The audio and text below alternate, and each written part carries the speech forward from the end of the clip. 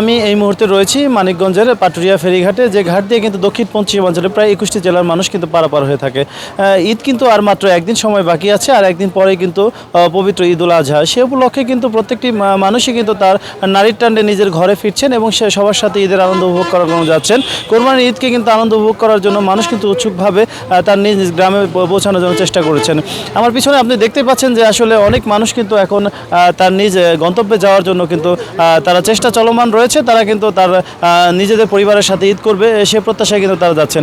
আমরা বিআইডব্লিউটি এবং টিসির সাথে কথা বলেছি, তারা জানিয়েছে তাদের ঘাট প্রস্তুত রয়েছে এবং এখানে প্রায় 17টি ফেরি দিয়ে যাত্রী পারাপার করা হচ্ছে।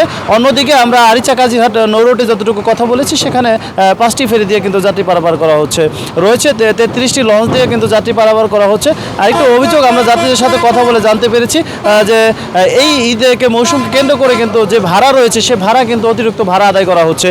প্রত্যেকটি গাড়িতেই যেখানে 150 টাকা ভাড়ার জায়গায় প্রায় দ্বিগুণ ভাড়াও নেওয়া হচ্ছে বলে যাত্রীর অভিযোগ রয়েছে। আমরা আইন শৃঙ্খলা বাহিনীর সাথে কথা বলেছি, তারা বলেছে যে অতিরিক্ত ভাড়া নিলে জেলা প্রশাসনের ম্যাজিস্ট্রেট রয়েছে, তারা কিন্তু সাথে সাথে জরিমানা করছেন। এখানে ভাড়া নেওয়ার বেশি নেওয়ার কোনো সুযোগ নেই। আরও আমরা যতটুকু জানতে পেরেছি, বারবার বৃষ্টি হওয়ার কারণে কিন্তু ফেরি কয়েকবার বন্ধ হয়েছে, যে কারণে কিন্তু যাত্রী পারাপার কিছুটা বিঘ্নিত হয়েছে।